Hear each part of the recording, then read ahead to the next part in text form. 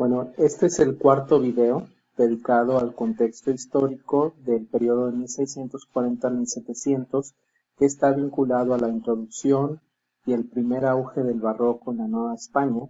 Recuerden que este video nos servirá, bueno, esta serie de videos, que este es el cuarto, nos servirán precisamente como contexto histórico base para la revisión de los cuatro autores, los últimos cuatro autores que analizaremos del siglo XVII, empezando con Carlos de Sigüenza y Góngora, después Sor Juana Inés de la Cruz, después Antonio de Solís y finalmente Agustín de Betancourt. Esta cronología la vimos en el video anterior, sin embargo nos hizo falta ver las imágenes que respaldan, digamos, estos sucesos históricos importantes vinculados por un lado con el desarrollo del barroco en la arquitectura, en la pintura, en la escultura, en las artes aplicadas, y por otro lado con la dinámica histórica, digamos, de un periodo en el cual la Nueva España, en contraste con lo que ocurría con el declive, digamos, que vivía la España de los Habsburgo con Carlos II, iniciaba la salida de una, digamos, de una crisis que estuvo muy vinculada a la crisis poblacional indígena. Eh, la población indígena empieza a recuperarse a partir más o menos de la década de 1640,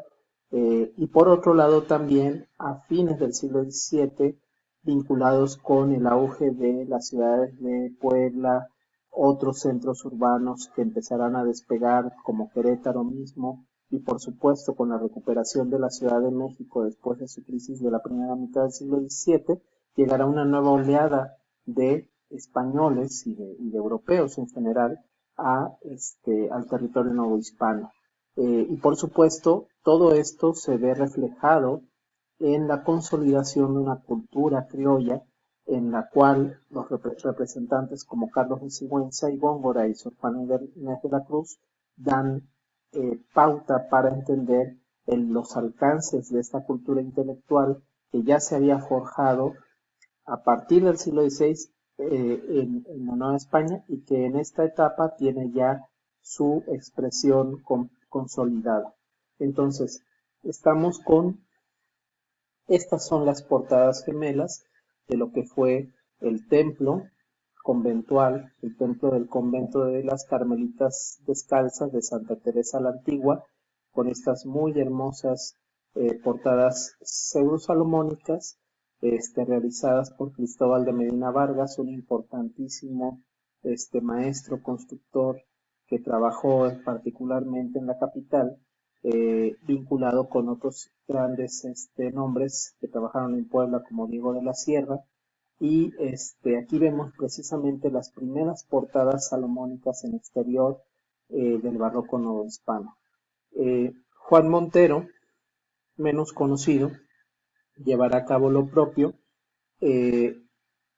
con el barroco salomónico en las portadas laterales de la Catedral de la Ciudad de México, en el segundo cuerpo donde se encuentran los paneles de piedra de Villerías. Están precisamente estas columnas salomónicas que,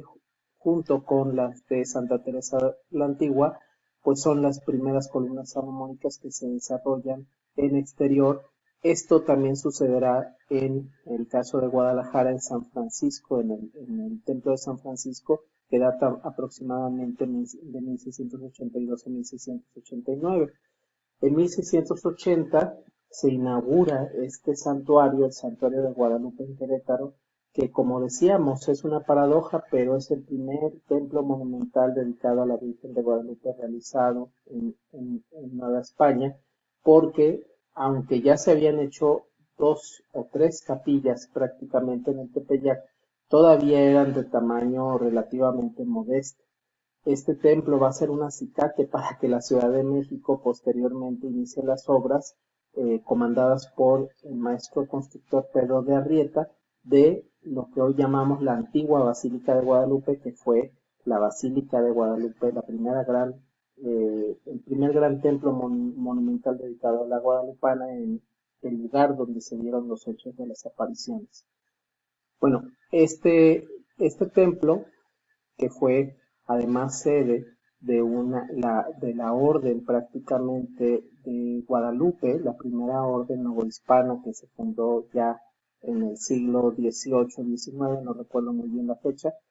pues fue clave también para que Carlos de Sigüenza y Góngora escribiera una de sus obras literarias más célebres, que es Glorias de Querétaro, de la cual hablaremos cuando hablemos de la obra de Carlos de Sigüenza y Góngora. Precisamente aquí vemos un grabado del siglo XIX, perdón, de la congregación del Templo de Guadalupe, y precisamente aquí está la portada de la obra de Carlos de Sigüenza y Góngora, publicada con motivo de la inauguración de este templo. En el extremo de los territorios colonizados por los españoles, en el lugar donde finalizaba, digamos, este larguísimo camino de la Plata, llamado Camino Real de Tierra Adentro, que terminaba en Santa Fe de Nuevo México, se daría una rebelión en el contexto de las misiones franciscanas, la cual pues fue llevada a cabo por los indios Pueblo, y que será sofocada, pero que nos marca precisamente los intentos de estos grupos de la región norte del llamado ahora Ayudaamérica, por poder sacudirse el yugo español. Todavía perdurarán estos intentos en el siglo XVIII, y pues prácticamente el sistema de misiones franciscano y jesuita pues se podrán realizar con muchos trabajos, ¿no?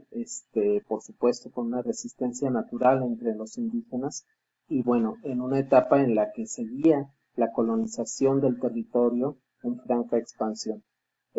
Vamos a ver también precisamente la edición de esta obra, que será muy importante, que tendrá ecos importantes en el arte y la cultura de la Nueva España, que es la historia de la conquista de México, escrita por don Antonio de Solís, que era secretario de Carlos II, el todavía entonces rey de España. Y vamos a analizar esta obra prácticamente, es el tercero de los autores que veremos, de los 4 que nos faltan del siglo XVII. Hablábamos de los ataques llevados a cabo a finales del siglo XVII en los 2 principales puertos del Golfo. La piratería se había convertido ya en un serio problema. Digamos que el despegue de la piratería en los mares, en los territorios, en las costas dominadas por España, empezará con fuerza en 1580 con el tristemente célebre Francis Drake, que prácticamente para Inglaterra era un héroe, pero que en realidad era un bandido y un asesino. Y bueno, prácticamente en este caso, Lorencillo, llamado Laurent de Graaf, este holandés, llevará a cabo los 2 peores ataques realizados en la segunda mitad del siglo XVII en territorio de lo que hoy es México, que es el puerto de Veracruz y en el puerto de San Francisco de Campeche en 1685. Aquí vemos, por otro lado, la sacristía de la Catedral de la Ciudad de México, que consta del programa pictórico más destacado del barroco del siglo XVII, llevado a cabo por 2 pintores con muchas similitudes, pero también con un estilo muy peculiar, muy particular. Sin duda, en el momento que muchos analistas consideran el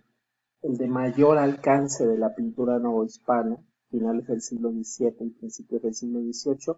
que son precisamente Cristóbal de Villalpando y Juan Correa. Aquí vemos un detalle de la Asunción de la Virgen de Juan Correa,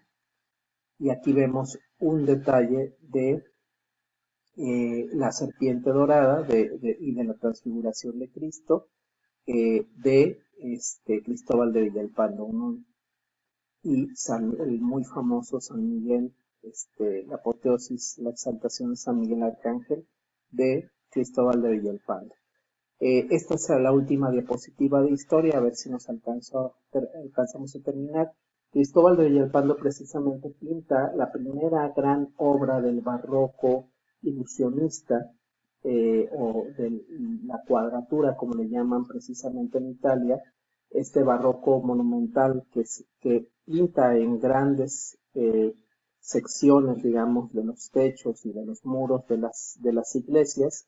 eh, pinta la glorificación de la Virgen. Es una obra que no fue superada nunca, es, es la principal obra del barroco ilusionista en toda América realizada. Esto fue en 1688. En 1690, después de la crisis en Nuevo México, se fundan las primeras misiones